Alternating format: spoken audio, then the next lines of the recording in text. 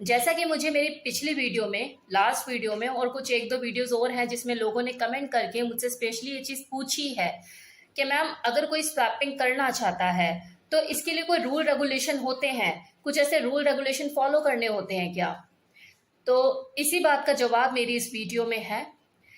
तो देखिए, ये जो होता है ना कि हाँ स्वैपिंग अगर आप करना चाहते हैं तो इसमें कोई से रूल रेगुलेशन वाली चीजें तो कुछ होती नहीं है। ऐसा नहीं है कि इसके लिए कोई पर्टिकुलर कोई रूल नंबर 1, रूल नंबर 2 इस तरह से कुछ है। लेकिन हाँ, सतर्कता बरतनी जरूरी होती है। मतलब अगर कोई नए कपल है और वो स्वैपिंग जैसी चीजें करना चाहते हैं, एक्सपीरियंस लेना चाहते हैं, उनकी फैंटेसी है, डिजायर है, वो कुछ नया एक्सपीरियंस करना चाहते हैं, तो उनको थोड़ा सा सावधानी बरतने की जरूरत होती है, क्योंकि फेक लोगों की कमी नहीं है। फेक कपल भरे पड़े हैं जो ब्लैकमेलिंग या उनकी कमजोरी का फायदा उठा के उनसे पैसे ऐंठते हैं। तो अगर आप स्वैपिंग की फैंटेसी को एंजॉय करना चाहते हैं, लाइफस्टाइल का हिस्सा बनना चाहते हैं, तो मैं आपको यहाँ पर कुछ पॉइंट्स बताऊंगी जिनके ऊपर ध्यान देकर आप फेक लोगों से बच सकते हैं और अपनी स्वैपिंग को सक्सेसफुली एंजॉय कर सकते हैं। यहाँ पर आपको कुछ सावधानियां बरतने की जरूरत है। नंबर 1, कि जब भी आप कपल का सिलेक्शन करें, सपोज आप अगर सोशल मीडिया का यूज कर रहे हैं, कोई ऐसी ऑनलाइन ऐप आप यूज कर रहे हैं जिसके थ्रू आप कपल से मीटिंग सेट कर रहे हैं, और मान लो आपको कोई कपल समझ आ भी जाता है, तो एकदम से उसे हाँ ना करें। स्पेशली आपने फोन पे बात करी, वीडियो कॉल करी और हाँ कर दी, तो ऐसा तो बिल्कुल मत कीजिए। आप उससे मीटिंग फिक्स कीजिए किसी भी पब्लिक प्लेस पे, कोई सीसीटी हो गया, कुछ भी ऐसा, और वहां पर उससे अपनी वाइफ के साथ आने के लिए बोलिए। क्योंकि अगर वो जेन्युइन कपल है और एक्चुअल में स्वैपिंग करना चाहता है तो अपनी वाइफ से तो कुछ छुपाएगा नहीं, तो उसे साथ में लेकर आना ही पड़ेगा, और यहाँ पर आपको उसे जज करने का मौका मिलेगा। अब दूसरा, कुछ लोग ना डेढ़ शाने भी होते हैं। अब मान लो कि कोई स्वैपिंग के फैशन में किसी को उठाकर ले आया साथ में कि भैया ये तो मेरी वाइफ है, कोई ऑफिस में काम करने वाली है या फिर कोई कॉल गर्ल है, प्रोस्टिट्यूट है, उसे उठाकर साथ में ले आया। कैसे पता लगाओगे? तो उसके डॉक्यूमेंट जरूर देखिए, उसे वेरीफाई कीजिए सही में ये हस्बैंड वाइफ है या नहीं। उसको अच्छे तरह से उसकी बातों से परखने की कोशिश कीजिए कि जेन्युइन है या नहीं। लीगल डॉक्यूमेंट चेक करना ना भूले, उनको अच्छे से हर तरह से अपने पैरामीटर पर जज करें, तभी आगे कोई फैसला ले। अब चलो, जो सामने वाले जो कपल हैं आपके हर पैरामीटर पे खरे उतर गए, मतलब जेन्युइन है, आपने अच्छे से जांच परख लिया और अब आप रेडी हैं स्वैपिंग के लिए, फिर भी इन फ्यूचर में किसी तरह की ब्लैकमेलिंग कोई ना हो जाए, और बाई चांस कुछ ऐसा हो जाए कि रिश्तों में खटास पड़ गई है, सामने वाला कुछ ज्यादा ही शातिर निकल गया है, तो हो सकता है वो अपनी वाइफ को पूरा कंट्रोल में करके आपको ब्लैकमेल करने की कोशिश करे।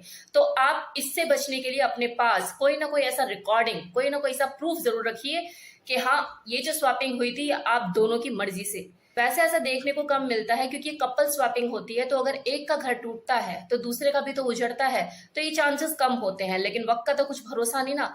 दिक्कत क्या है, अगर सेफर साइड रख के चले, ना तो आप उसके घर उजाड़ने वाले, ना ही वो आपका, तो परेशानी किस बात की है। लेकिन सेफर साइड रख के चलना अच्छा रहता है, आपकी सेहत के लिए अच्छा है। स्वैपिंग के लिए जब भी कपल का सिलेक्शन करें तो इस तरह के कपल का सिलेक्शन करें जो कि आपकी फिजिकली, मेंटली और इकोनॉमिकल लेवल को सूट करते हों। फाइनेंशियल स्टेटस में भी वो आपके बराबर के हों, क्योंकि जब भी आप स्वैपिंग करते हैं तो वहां प्राइवेसी मेंटेन करने की जरूरत होती है, और प्राइवेसी मेंटेन करना एक्सपेंसिव होता है। तो सारे खर्चे एक ही कपल क्यों उठाए जबकि मजे दोनों को लेने हैं। तो बेटर है कि आपका फाइनेंशियल स्टेटस से मैच करे और फाइनेंशियली आप दोनों बराबर के भागीदारी रहे। अब एक लास्ट पॉइंट, जब भी आप स्वैपिंग के मैदान में उतरे तो कभी भी फुल स्वैपिंग में प्रवेश ना करें, एंट्री ना करें। हमेशा सॉफ्ट स्वैप इसको पहले ट्राई करें, क्योंकि इससे क्या होगा कि अगर आप फैशन में स्वैपिंग करने का सोच रहे हैं तो आपके नशे उतर जाएंगे, आपको पता लगेगा कि हाँ मैं इन चीजों के लिए बना भी हूं या नहीं, या फिर स्वैपिंग के लिए मैं अपनी वाइफ को जो इतने टाइम से रेडी कर रहा हूं, मैं ये जब एक्चुअल में होगा तो झेल भी पाऊंगा या नहीं।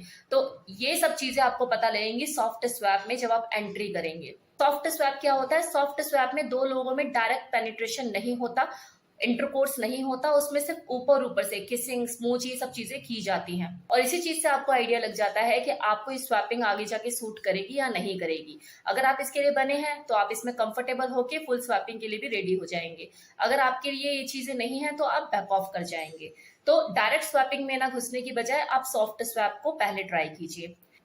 आप ऐसा रेसिपी भी ट्राई कर सकते हैं। ऐसा रेसिपी भी सेम रूम सेम पार्टनर, ये भी सॉफ्ट स्वैप जैसी ही चीज होती है, जिसमें दो कपल होते हैं और वो अपने अपने लीगल पार्टनर के साथ फुल पेनिट्रेशन करते हैं, सेक्स करते हैं, लेकिन दूसरे कपल के नजरों के सामने।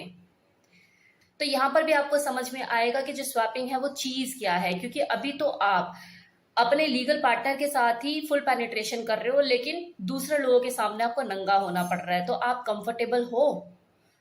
और साथ ही साथ आपको दूसरे की भी परफॉर्मेंस जज करने का मौका मिलता है कि मान लो अगर आप माइंड से फुल्ली प्रिपेयर्ड हो कि आपको तो भाई स्वैपिंग करनी ही करनी है, तो आपने सामने वाले को आजमा भी तो लिया कि वो कैसा है या कैसी है, दिखने में कैसी है, मुझे इसके साथ आगे करना है या नहीं करना है, तो आप डिसीजन ले पाते हैं।